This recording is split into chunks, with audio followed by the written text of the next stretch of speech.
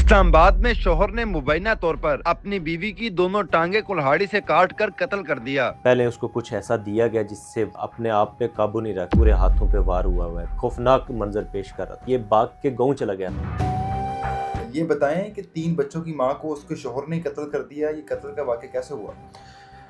ये तकरीबन दिन के 12:30 बजे का टाइम था और जहाँ पे ये रहायश पज़ीर थे वहाँ पे उसके कमरे के अंदर जो क्योंकि अभी मेडिकल जो रिपोर्ट आना बकाया है, लेकिन जिस तरह उनकी फैमिली ने बताया कि क्योंकि वो लड़की कमज़ोर नहीं थी, ताकतवर थी, लड़के की निस्बत भी वो काबू नहीं आ सकती थी इतनी आसानी से कि उसको वो कुल्हाड़े से काटता।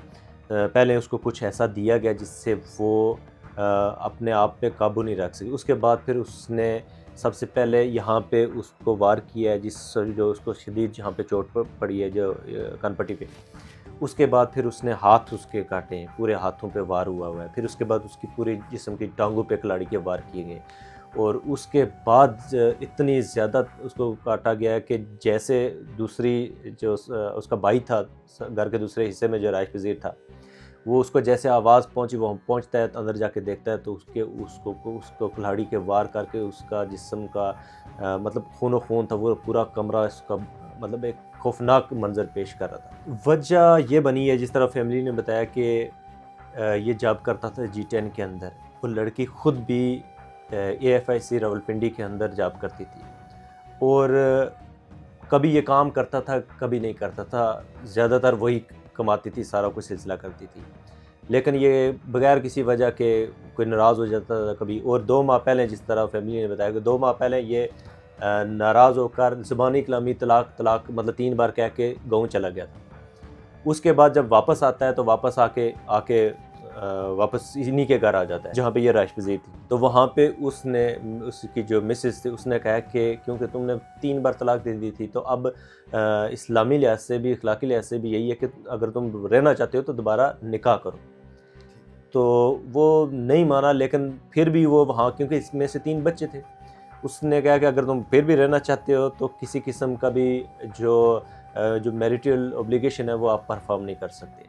तो वो उसके साथ रहता रहा है, उसने फिर भी उसको कोऑपरेट किया है, लेकिन ये मतलब घर में कोई शदीद किस्म कोई लड़ाई नहीं थी, या कोई ये होता है ना कोई बीवी का कोई किसी के साथ कोई सिलसिला था, ऐसा कुछ नहीं था। बस छोटी मोटी जो बातें पहले हुई हैं और उस दिन कोई जो दिन का से तो कोई छोटी मोटी घरेलू बात हुई है जिसकी वजह से, जिस तरह फैमिली ने बताया कि उसने उठा के कुल्हाड़ी से उसको कत्ल कर दिया।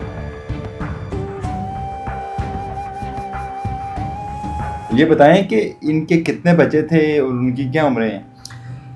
इनके 3 बच्चे हैं, 2 बेटे हैं। एक बड़ा बेटा है, मेरे ख्याल में कोई 8, 9, 10 साल इतनी एज होगी। छोटा बेटा इसी तरह कोई 6, 7 साल के दरमियान होगा। इसी तरह जो बेटी है वो सबसे छोटी है, तकरीबन 5 साल के राउंड अबाउट इसकी एज है। उसके 3 बच्चे हैं, उसकी बीवी किसी जगह जॉब भी कर रही है हॉस्पिटल में। इसके बावजूद भी एक छोटी से मामले पर उसने अपनी बीवी को कत्ल कर दिया और फिर दरिंदगी इंतहा के कुल्हाड़ियों के वार से कत्ल किया। बिल्कुल।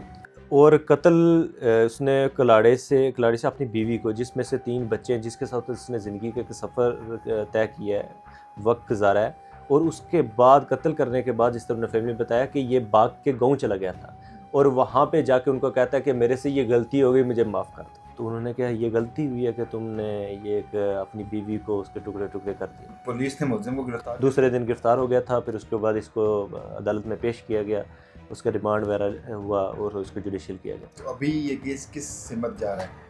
क्योंकि इसके अंदर उसका जो रिमांड था, जो इन्वेस्टिगेशन होनी थी वो हो चुकी है। अभी उसको जुडिशल कर दिया गया, अभी चलान तैयार हो रहा है, क्योंकि इसके में जो पोस्टमार्टम है और जो फोरेंसिक है, बस काफ़ी सारी चीज़ें जो होती हैं, लीगल फॉर्मेलिटीज़ हैं, वो पूरी उनकी रिपोर्ट्स आना बकाया है। वो जैसे रिपोर्ट्स आती हैं, चालान जो होता है 173 की रिपोर्ट वो जैसे अदालत को फॉरवर्ड होती है, उसके बाद फिर इसका ट्रायल शुरू होगा।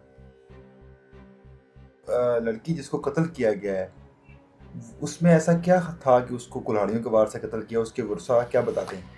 यही चीज़ बड़ी अलार्मिंग है कि एक लड़की जो स्पोर्टिव भी है, जो एक खामद, वो जिसको वो एज सच कमा भी नहीं रहा है, कभी काम करता था कभी नहीं करता था।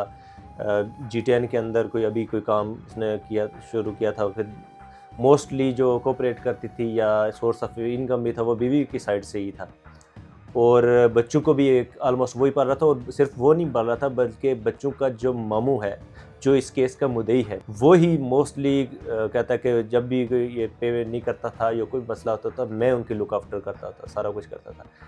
लेकिन उसके बावजूद उसको पता नहीं ये इसमें इतनी कहाँ से जहर उसके अंदर ही आया है जिसकी वजह से उसने इसके इतना वहशाना तरीके से मर्डर किया है बंदा। मैंने वीडियो देखी है, जब वो फैमिलीज़ मेरे पास आए हैं, जब केस या सपोर्ट किया मेरे, तो जो मुझे वीडियोस देखी हैं आप तसव्वुर नहीं कर सकते। हालांकि हमारा रूटीन का काम है कि मर्डर केसेस को डील करते हैं, लेकिन जब हमने इसकी वीडियोस को देखी हैं और दीगर एविडेंस की, आप रोंगटे खड़े हो जाते हैं। मुझे